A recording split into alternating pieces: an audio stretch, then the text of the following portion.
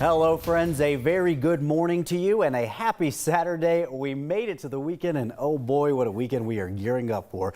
Many waking up this morning probably asking, hey, where is all that snow at? Well, it is on its way. Some places seeing some flurries already and some drizzle. Crews are getting ready. CDOT has plows on the roads already. And the city of Wheat Ridge is actually already putting an accident alert in place with some freezing rain already on those roadways. Yeah, definitely a weekend to check your flights before you head out. Airlines are already adjusting their schedules ahead of the snow. More than 1,700 and counting have been canceled at DIA this weekend. A lot of airlines are allowing you to change your flight for free this weekend as well. This is a live look at the misery map at this hour. More than 700 flights are canceled today and more than 1,000 for tomorrow. So definitely check your flight status before you leave for the airport. The airport is saying that they're going to use all of its snow removal equipment on the runways and ramp areas to keep delays and cancellations to a minimum. CDOT is asking people to hang home if you can. They don't want to see drivers get stranded like 2 years ago during the bomb cyclone. The best thing to do, grab some coffee, some tea, hang out with us here. You know, just live vicariously through us. We'll show you what it's like outside. You don't have to go outside. No, we really will be. And Anusha, yes. I am not looking forward to tomorrow. We will be the ones out there in the freezing cold to tell you to stay home. Amazing. And look at our misery tomorrow morning, Kylie, because that is going to be your sign of why you're going to want to stay in. We need to get you guys like your own misery map, just like a little scale that you can do. Just tracking us through Colorado with like a sad face. I love it. Yeah, I know a lot of people. I'm hearing all of you guys on social media asking where the snow is. It's just drizzle so far this morning. It is still on track for a little bit later on this afternoon. By midday, we'll see some light flurry action, and then that heavy snow really moves in by later on tonight. Live look on Boulder, where you can see how wet it is right now. Right now, we're at about 35 degrees, so that temperature is really important. A few degrees colder, and we would be seeing that light snow. But right now, it's just some light drizzle. We're in the mid-30s throughout most of the Front Range, and here's a look at HD Doppler right now. We've got some rain that's moving across northeastern Colorado, and right now you can't really see any of the drizzle on radar, but it's sneaking out of those clouds. Northeastern corner of the state, that rain has moved out, but look what's to come in southeastern Colorado. All of that moisture is headed our way. We will talk much more about when you can expect the snow, how much you're going to get. We're going to try and answer all your questions in my full forecast in just a few. Yes, all the answers we want, Kylie. Thank you. And Denver Health is now added to the list of places canceling vaccination appointments this weekend because of this storm. They're actually working to reschedule patients for next week. So it's best if you check about your appointment before you go. And we do have a list of the cancellations at 9news.com. Now, there are some places who plan on moving forward with those appointments at this point. CVS will start offering shots today through the federal retail pharmacy program. State leaders say pharmacies like CVS and Walgreens still have their clinics scheduled for this weekend despite that incoming snowstorm. They will call if they decide that they are going to reschedule clinics, but they have all agreed that they'll make sure that anybody was scheduled this weekend, if they do have to cancel, they will reschedule them and they will get vaccine in them or vaccine in arms as soon as they can. Now, that snow is canceling some other events this weekend, including Douglas County Schools SAT testing today. And many businesses are already announcing that they will be closed this weekend as well. We know that this is a lot to sift through, so to help you find all the closings in your area, we've compiled the full list online. You can just text the word closings to 303-871-1491. We'll be sure to text you back a link to our full list of those closures. The Colorado National Guard is being deployed this weekend to help stranded drivers. Only emergency and essential travel is encouraged from late Saturday through Sunday. 50 members of the National Guard will also be able to help with search and rescue. They've been activated through Monday at noon. The foothills might see some real action from this storm, and for some businesses in Boulder, that's going to mean no business, while others are getting ready for the rush. Here's 9 News reporter Mark Salinger. Boulder could see some of the highest snow totals on the Front Range. For some, that means a snow day. For others, that means business is just getting started. It's cold out here. A hot dog with a side of 3 feet of snow I shut down. won't be on the menu at Freddy's Hot Dog stand in Boulder. If there's no people out here, then there's no business. Mike Kodry and Mike Horowitz Yeah, we're both Mikes. We keep it simple for the people. run the business. The trolley has been out on Pearl Street for 41 years, except for days like tomorrow. Even trying to push it a half a block in the snow is almost impossible. The Mikes are pretty good at selling hot dogs, Thank you. Have a nice day, guys. but they'll admit they have absolutely no idea what they're talking about when it comes to meteorology. But with a storm like this, everyone has an opinion. I hear a lot of different things. I don't believe any of them. I bet you we don't get much. Across town and up the hill, We're getting ready for the apocalypse here. the orders at Boss Lady Pizza are stacking up deeper than the snow totals. Oh yeah, I mean it's comfort food, you know, pure comfort food. You just, it's perfect for like a winter storm, nice and hot. That dinner rush is starting. You think a couple feet of snow will stop college students from wanting pizza? Amber Nesball is ready for anything. If the power goes out, we've got headlamps. It's happened before where the power's gone out and we literally will have cooks cooking pizza with their headlamps on. With a full kitchen, an empty stomach, and a line of drivers ready to deliver, there's not a whole lot left to do, but grab a pizza I've heard that it's gonna be crazy. and wait for the snow. In Boulder, I'm Mark Salinger, 9 News. Pizza sounds so good. Plows in Denver will be out clearing the side streets, but it's probably not going to be perfect. These plows don't clear the road down to the pavement, and they also don't carry de-icer. They'll take a single pass down the middle of each road, and then hitting each street will take some time. To make matters easier, you might try not parking on the street if you can help it. Grocery stores in the area say they are working to make sure that their stores are stocked up this weekend. We've seen the photos, right, of the empty shelves as people were getting ready. Safeway says they've been coordinating with their distribution center in Denver as well as vendor partners to make sure that their shelves are filled. A spokesperson says the lead up to the storm gave people multiple days to be prepared, and that's helped the stores restock. Safeway says they're watching for road closures and if any will be impacting their truck deliveries. So the storm, we're still watching, right, with the snow moving in, and 9 News is going to be here all weekend covering the latest. We'll have extended coverage throughout the day today and tomorrow on Channel 9, Channel 20, Roku, and Fire TV. And of course, don't forget, you can take the forecast with you by downloading the 9 News app. You can track the storm down to your neighborhood, as well as send us pictures of what you're seeing and see the latest traffic updates. Our app is free on the Apple and Google Play stores. It is now 8:07 on your Saturday morning and time for more headlines in your morning rush. A man is under arrest after police say they found the remains of a missing Denver woman in rural Adams County. Jasmine Cigarolo was reported missing on Wednesday, and according to officers, domestic violence played a role in the crime. 23-year-old Jonathan Mijangos is now under investigation for first-degree murder. The state lab has found 5 new cases of the COVID variant first discovered in South Africa. They're all among inmates at the Buena Vista Correctional Center in Chaffee County. The state says more than 85% of the inmates in the prison now have at least 1 dose of the vaccine. And starting tomorrow morning, Arapahoe County will loosen COVID restrictions, moving to level blue on the state's dial. That means that all businesses can operate at 50% capacity and with fewer restrictions. Governor Polis says all adults in Colorado can start getting their COVID-19 shot by mid-April. The state plans to have a firmer date in about a week or two. That all depends on vaccine supply, of course. The governor also announced that the next round of vaccinations will begin 2 days earlier than planned, and Coloradans in phase 1B4 will become eligible next Friday. American Airlines is canceling furloughs now that Congress gave them a financial boost. More than 13,000 employees were warned last month. The American Rescue Plan now gives airlines $15 billion and extends the payroll support program through September. And that is your morning rush. Snow may be slowing down our weekend, but it doesn't stop life entirely. Emergencies are still going to happen. So how do those healthcare workers get to work safely?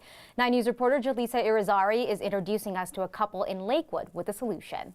A severe weather weekend has plenty of people trying to escape the city, because in order to take on a storm this big, you need something the cruiser, just as large. It's got 35-inch tires, 3.5 long travel suspension, king shocks. Yeah, we don't know what any of that means. I don't either. You wanted me to get technical, so yeah. But what we do know is that this Lakewood couple is confident they can be of some use this weekend. Tanner just came up with the idea, that we should go out and help healthcare professionals get to their shift.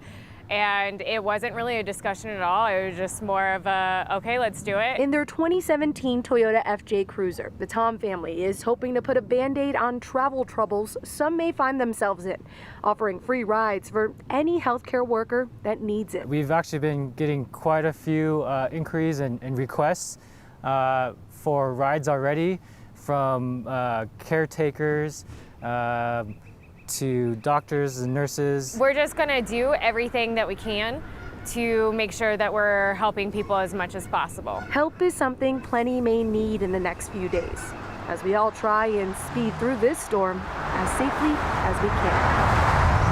Jaleesa Rosari, 9 News. The Toms and their passengers will all be masked up while they are providing rides. And if you think you may need one and live in the Lakewood, Arvada area, we do have their information to contact them on our website. Well, as the snow ramps up today, the Colorado Avalanche Center is keeping a very close eye on avalanches in unusual places. We're talking about places like the foothills. We're going to be talking a little bit more about that coming up.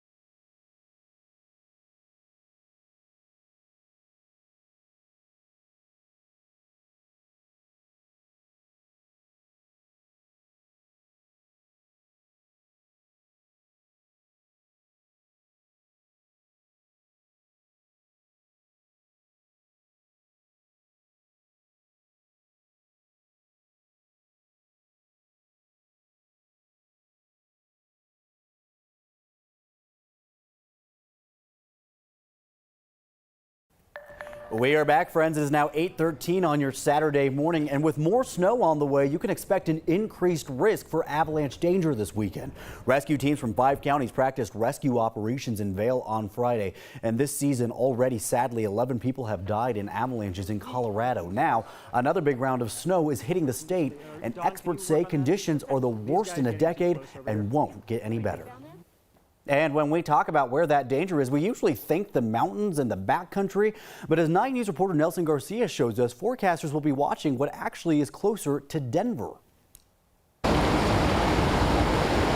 The need to know the movements of water and snow are important to those spending time outdoors and those trying to predict those movements. We're looking at enough snow in the mountains to be increasing the avalanche danger through the weekend. Spencer Logan is a forecaster with the Colorado Avalanche Information Center, wondering and waiting for what the skies will bring this weekend.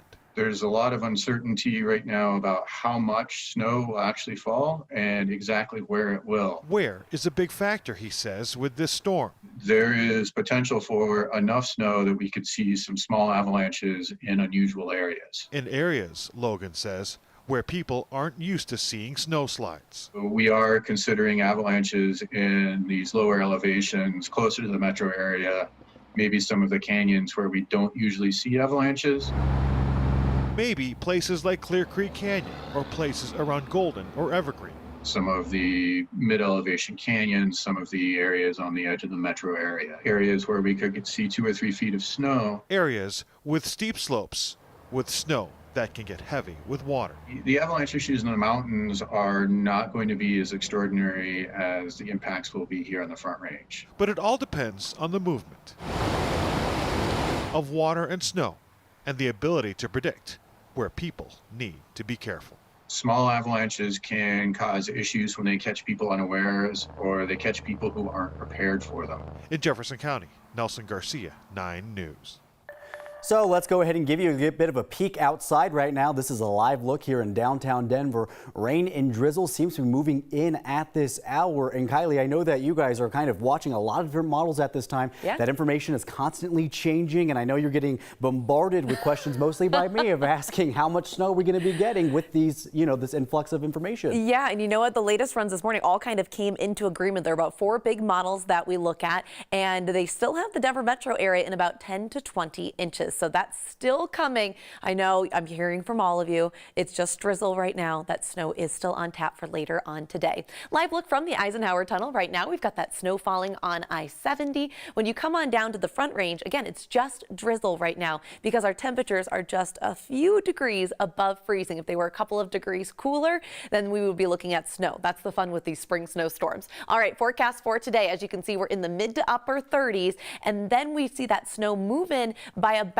midday. So think early afternoon. And at first, we're not going to see much accumulation, not really until we see that heavy snow really pick up later on tonight. So throughout the day today, not all that exciting, but we are still looking at that heavy snow for late tonight and then throughout the day tomorrow. All right, let's put that forecast into motion. As we get into midday, we'll start to see a little bit more of that flurry action. Again, it's going to depend on those temperatures, and we'll see where that rain snow line sets up. Right now, that's showing that over the eastern plains with quite a bit of moisture falling right over the eastern edge of the state. And then we are looking mainly at snow for the I-25 corridor. But again, just depends on those few degrees. So we're going to be watching it, though. As we get into later on this evening, we'll see some drier air moving in, and then we'll see that rain snow line get a little bit closer toward the Denver metro area. And then once we get into tonight, that's when things really get rolling. We'll see that accumulating snow at times pretty quickly. That wind picks up, that kicks in that upslope component, and we are looking at really heavy snow for that northern Front Range. And then that does continue throughout the day on Sunday as well. So look at that. Throughout the day on Sunday, we are going to see pretty consistent snow falling off and on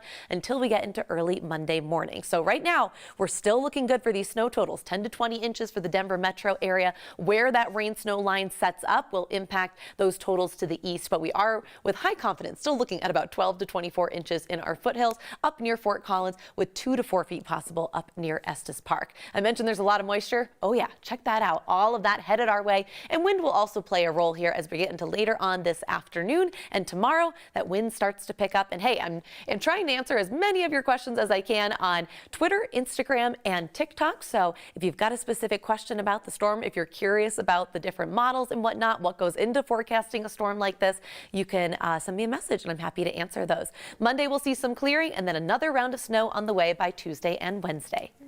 All right, thanks for that, Kylie. Daylight saving time is a lot more than just turning the clocks for those who are experiencing narcolepsy, and today is a day to raise awareness.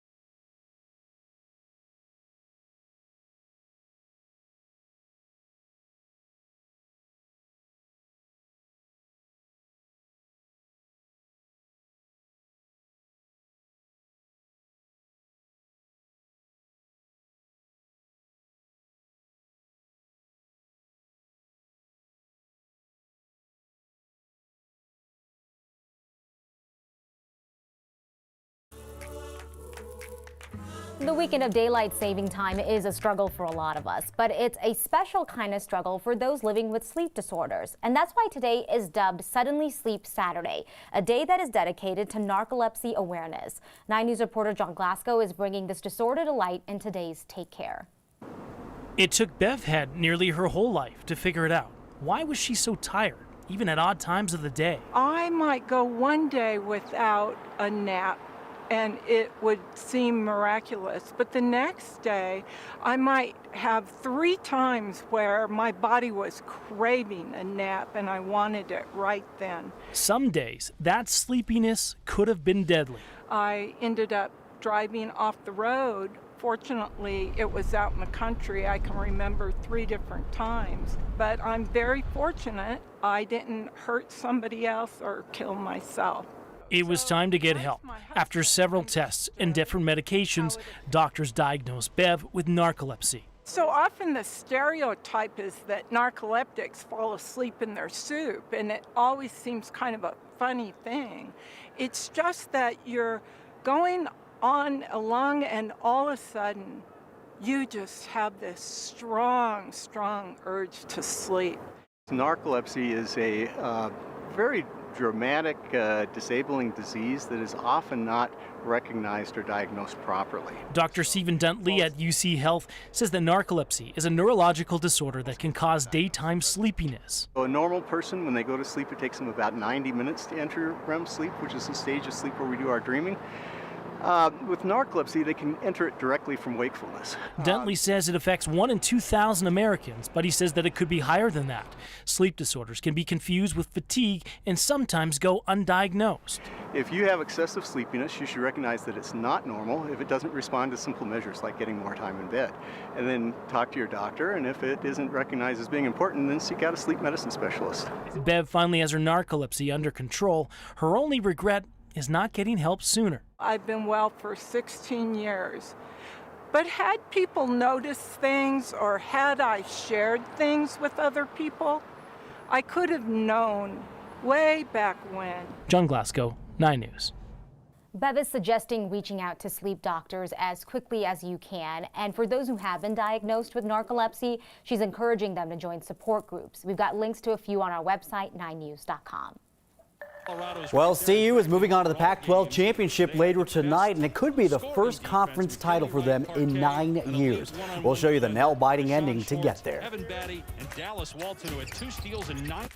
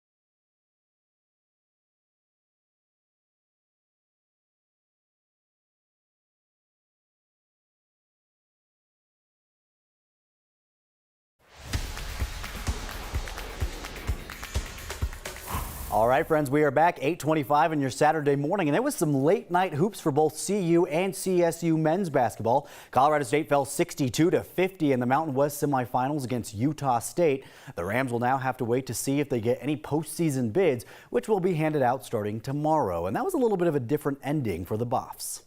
Here it is. Throw to Evan Mobley. Turns, fires to Edey. It's broken up by McKinley Wright. And Colorado moves on to the championship game to play Oregon State. That's right. There you have it. A big win for CU basketball. The Buffs are moving on to the Pac-12 championship game later today. The guys took the lead against USC with only 3 seconds left. The final score 72-70. Tip-off for the championships against Oregon State is tonight at 8:30. And one more victory, and they will be Pac-12 champions for the first time in 9 years. Best of luck to all of them. And from college to the pros, the Nuggets were back on the court last night after the All-Star break, of course. Denver looking for their 5th straight win. And check this sweet shot. Jamal Murray behind the back to the Joker. He puts 28 points on the night. The Nuggets came out hot in the second half as well, putting this one down the wire in the final seconds. Memphis misses a shot to win it, and the Nuggets hold on to win by 1, 103-102 your final. The guys are back home at Ball Arena tonight at 8. And the Avs also on a winning streak after last night. No goals in the first against the Kings, but the home team got one in the second.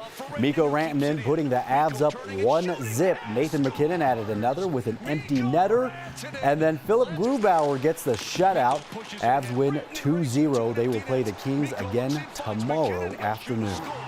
And while you were sleeping, Colorado skier Michaela Schifrin was taking aim at her 70th World Cup win. She finished first in the first run, so then it went to the final race. Her second run wouldn't be fast enough, unfortunately, though, to edge out the competition. Schifrin placed second behind Katharina Leinsberger from Austria. And still to come, heavy snow, of course, headed our way later today. And Denver crews are getting ready for a busy weekend of clearing those roads. So coming up ahead on Mile High Mornings, we are reviewing the city street operations.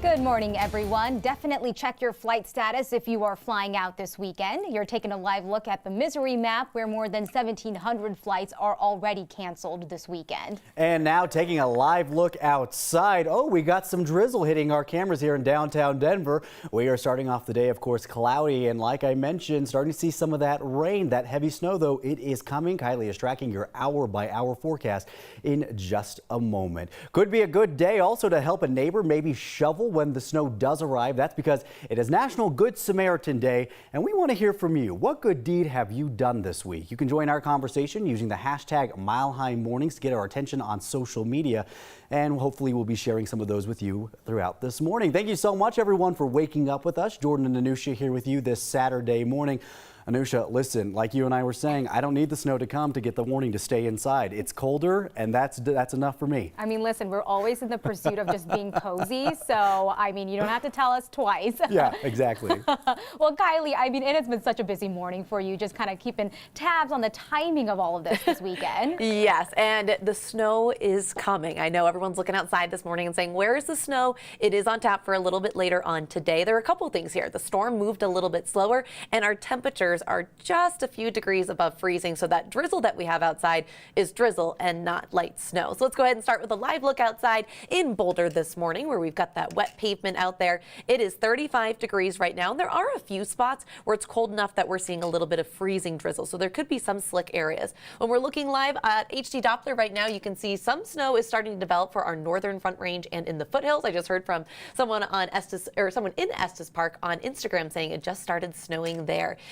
We did see some rain moving through northeastern Colorado, and look at all of that moisture that is moving into southeastern Colorado right now. A ton of lightning associated with those storms that are moving on in. So we are still on track to get that snow. We're under winter storm warnings, as you can see, for the Front Range until early Monday morning. Coming up here in just a few, we're going to talk about how much snow you can get and a little bit of a closer look at the timing.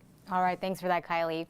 Ski resorts are looking forward to some fresh snow. Vail, Breckenridge, and Keystone ski resorts, they're all in counties that are under winter storm warnings. A spokesperson with the Vail Resort says that terrain, especially the steeper high alpine terrain, can take longer to open on storm days, as Ski Patrol is going to be doing avalanche mitigation work. So some of that terrain may not actually open at all for safety, and the resort's biggest concern is going to be people trying to get from the Front Range to those ski areas. So they are asking everyone to play it safe this weekend.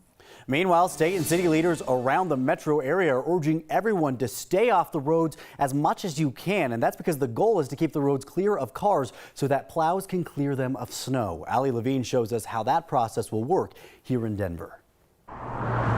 Please don't drive if you don't have to this weekend. He's heard it over and over again. Please stay in this weekend and stay off the roads if you're able. Cameron O'Grady is happy to oblige. Yep, that's exactly what we're going to do. Cameron plans to stay inside and off the streets, but Claire... Oh yeah, this is Claire right here. Claire isn't going anywhere. Oh yeah, no, she's staying right here. Today, the city asked people to move their cars off the street if possible. This will allow our plow drivers to do their jobs effectively and allow room to maneuver in and out of our main streets as well as our local streets. That's not really an option for Claire, not in Cap Hill, but Cameron isn't too worried about her. There'll be a nice little ridge right there. 70 big plows working 12-hour shifts will clear the main streets. So we are fully deployed. 36 pickup trucks with plows will clear residential roads. They'll get to work when snow accumulates. And during each 12-hour shift, they will take a single pass down the center of each residential street. Don't expect the smaller plows to clear the road to pavement. That likely won't happen. However, they can be very helpful in clearing a path to the main streets and prevent deep ice ruts. Clearing all the roads in Denver is going to take some time. So in addition to asking people like Cameron to stay home, Denver is asking for patience in getting cars like Claire back on the road. It will take us several days with multiple shifts around the clock to be able to clear all of our streets in an effective manner. Allie Levine, 9 News. Yes, absolutely. Patience will be key. The city expects having to work well into next week. And the best thing you can do to help the process move along faster, stay off the roads like we've been saying all morning long. And if you can't avoid driving, because we know some of you will have to, make sure to give plows plenty of room. Now, another big concern this weekend is just keeping the lights on. We are due for a lot of wet, heavy snow and high winds in some places. And those two things, well, they don't play nice exactly with power lines or tree branches. So XL says it has more than 100 extra workers on standby to deal with these problems, and those crews will have to deal with the same tough travel as the rest of us, so simply getting to places that need repairs could take longer. XL is asking people to be prepared, and here's that word again, be patient. And while we hunker down ahead of the snow, Komodo dragons are living their best life at the Denver Zoo. Nadira is living his 90-degree habitat and went for a swim yesterday.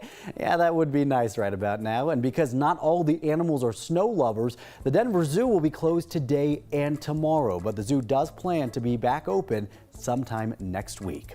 And the snow is canceling some events this weekend, including Douglas County Schools SAT testing today. Many businesses are also announcing that they will be closed this weekend. So to help you find all the closings in your area, we've done the heavy lifting for you and compiled the full list online. You can just text the word closings to 303-871-1491. We'll be sure to text you back a link to our full list of those closures. Right now, stimulus payments that are a part of the American Rescue Plan are on the way. This is less than a day after President Joe Biden signed the latest COVID relief bill into law and the IRS that started sending those payments out. Some will be arriving as early as this weekend, and you can check the status of your payment using the IRS website starting on Monday. And before going to bed today, don't forget to spring ahead. Daylight saving time starts at 2 a.m. Sunday morning, so we're going to lose an hour of sleep, but we do gain an hour of daylight in the afternoon. Alexander Lewis is connecting the dots on the history of daylight saving time and the repeated efforts to make it permanent. The first person to hint at the idea was Benjamin Franklin in 1784. However, the concept of daylight saving time wasn't fully conceived until 1895. It took another 21 years to implement it. First, in Europe in 1916 during World War I, when several nations adopted it to try to save fuel for the war effort. The United States adopted daylight saving time 2 years later, but didn't fully embrace it until World War II. After that war ended, states did what they wanted with the clocks, until 1966 when the Uniform Time Act was implemented. That set the official start and end dates of daylight saving time and divided the country into time zones. The only states to opt out of daylight saving time were Arizona and Hawaii. In recent years, the push to leave the clocks alone has gained momentum. 16 states have passed laws, resolutions, or voter initiatives to make daylight saving time permanent. On the federal level, lawmakers like Florida Senator Marco Rubio are working on that too. This past Tuesday, he reintroduced the Sunshine Protection Act, legislation he's tried to get passed several times in the last 4 years. If he succeeds, states that participate in daylight saving time would never fall back again. And that's Connecting the Dots. I'm Alexandra Lewis for Mile High Mornings.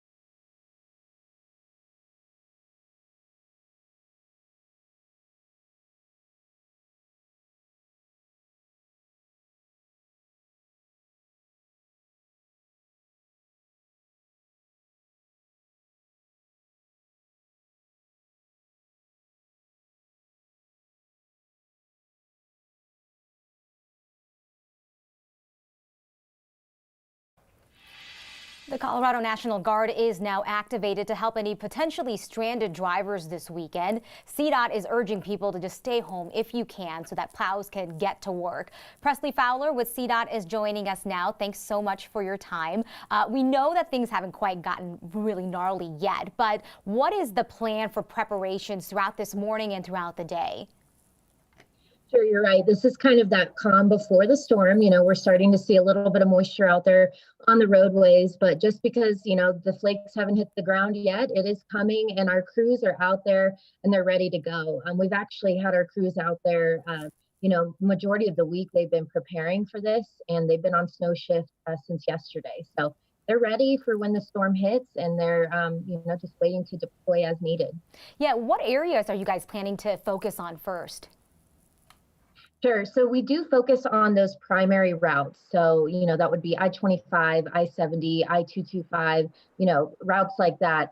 So the secondary routes, such as Wadsworth Boulevard, Colfax, those would be after the primary routes are cleared. And, depending on how intense the storm is, our main focus may have to be solely on the primary routes and making sure that there's a path cleared on those routes. So, if any safety closure were to happen on those routes, we do recommend that people stay home if they can. And it's just to be cautious of those alternate routes, because we are focusing on the primary routes. And if one of those needs to close, that means that the alternate routes may not have been responded to yet. Yeah, and just to wrap it up, I know a lot of people are always going to ask, well, when are they going to get to my neighborhood and what's going to happen in my area? Can you talk through the timing of what that's going to look like in the next couple of days? Sure. So, we will be on those primary routes first and foremost, making sure that those are cleared. During the brunt of the storm, that's where our crews are going to be, especially when we're seeing those really intense snowfall rates.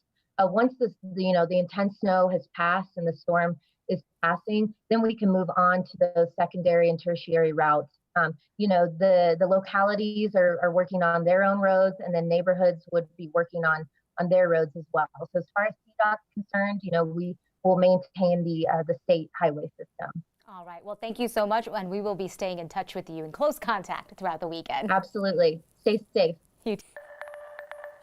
All right, let's talk about that snow. Yes, it is still coming for later on. We are expecting still that heaviest snow to arrive for later on tonight. As far as right now goes, we do have some light snow falling in our mountains. I'm hearing from friends in Estes Park saying it's falling there. For most of us across the Front Range, a lot is just drizzle right now, which, hey, we'll take the moisture, and it makes the roads a little bit in better shape this morning. Here's the deal. These temperatures a few degrees above freezing, so just warm enough. We're getting drizzle and not that light snowfall. Temperatures will fall as we get into the next couple of hours, and then we are expecting that snow to move in by later on. Think about early afternoon. We'll start to see that light snow, most of which will melt on contact. But once that heavy snow gets going later on tonight, that's when it will start stacking up pretty quickly. But HD Doppler showing that we do have a couple of flakes coming down, especially up near Estes Park toward Fort Collins. I just checked the camera. I'm not seeing a ton of action there, but look at southeastern Colorado. We've got a ton of moisture moving in, a lot of lightning associated with these storms that are streaming in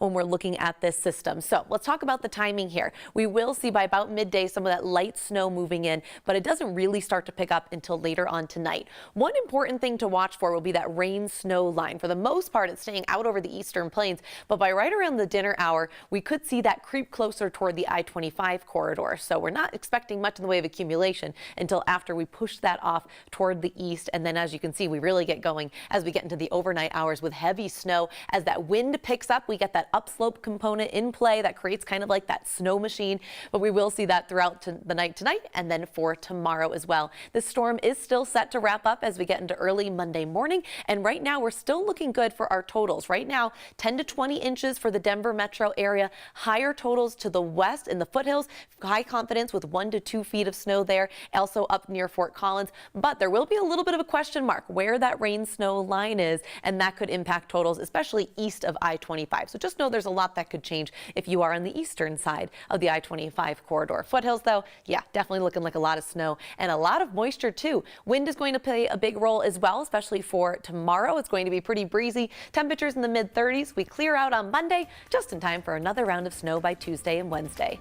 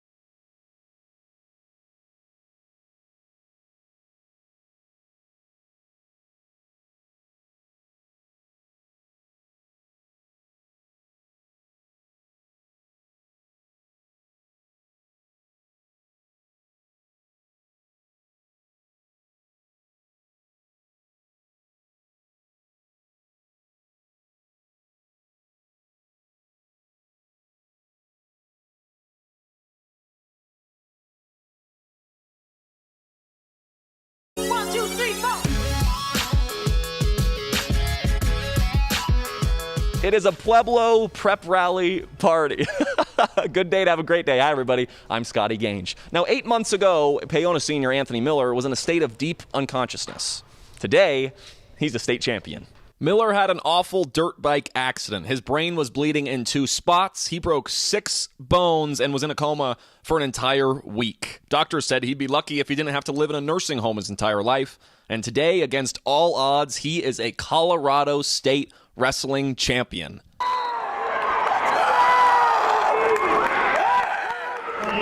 I said, 8 months ago, I would never have told you that I was going to be even out here wrestling at all, much less win the tournament. It honestly didn't feel real. Got done, I knew this could be my last match I ever wrestled, but it didn't feel real. I don't know how to explain it. It's just a feeling of its own. Spoke with Anthony's proud parents. We'll have more on him Sunday night on Overtime. Lions' Orrin Huff won his 3rd state championship in a row in a fitting way to end his high school career. I remember my freshman year, my dad told me that you're a state champion now and nobody will ever be able to take that away. That is your title. This is the last match in this singlet, and it was a good one.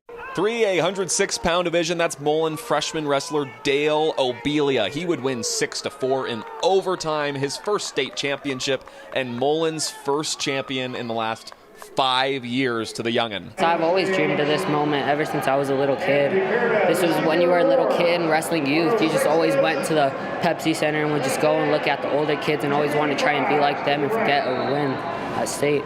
History lives in Pueblo. The first ever girls wrestling state championships sanctioned by CHSA were held right here Thursday night. The Chatfield Chargers took home the title. Yes, they absolutely dominated the field in the team category and did have one individual champion as junior Charger Savannah Cosme won it all in the 127-pound division. Now, the Chatfield wins were great, but it was girls wrestling everywhere that stood atop the podium.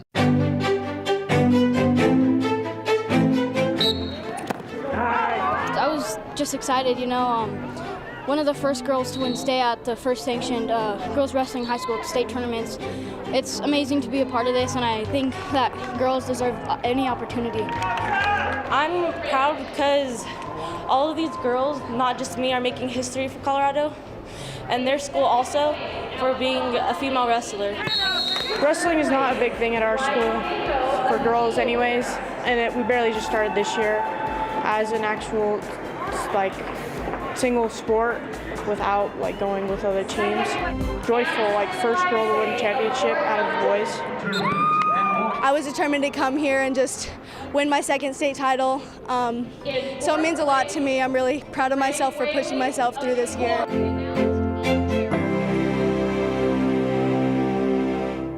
Get your lift pass. Boys Alpine Skiing State Championships at Loveland. That's Aspen freshman Chase Kelly. He swept both individual titles, the giant slalom and the slalom. Not too bad for a freshman.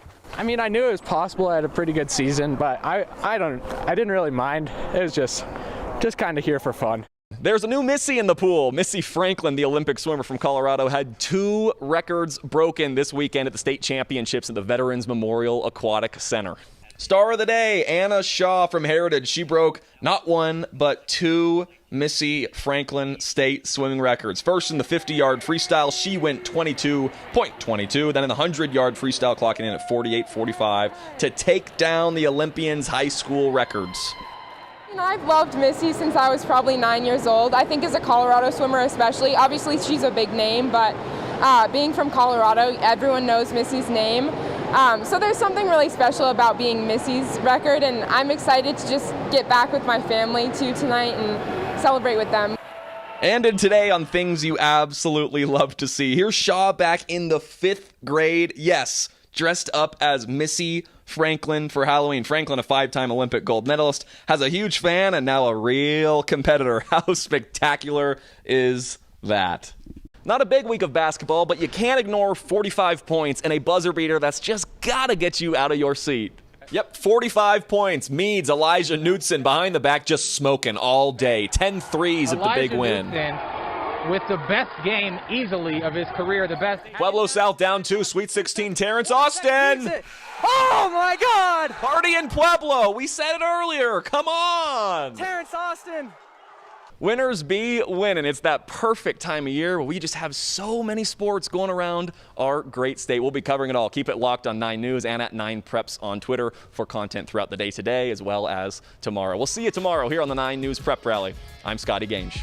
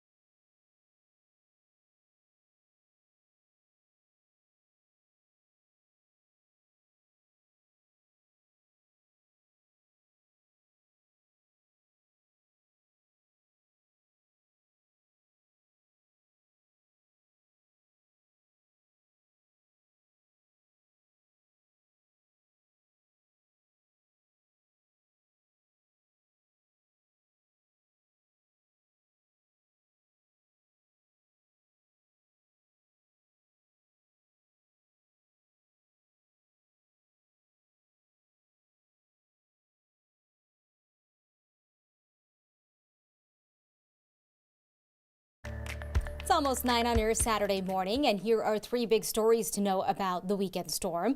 First, major hospital systems have canceled their vaccine appointments and events this weekend because of the weather. Denver Health is one of those on the list, and they are working to reschedule patients for next week. Other places like CVS and Walgreens are keeping close tabs on the weather. CVS has started rescheduling some appointments for tomorrow, so it's a good idea to check about your appointments before you head out.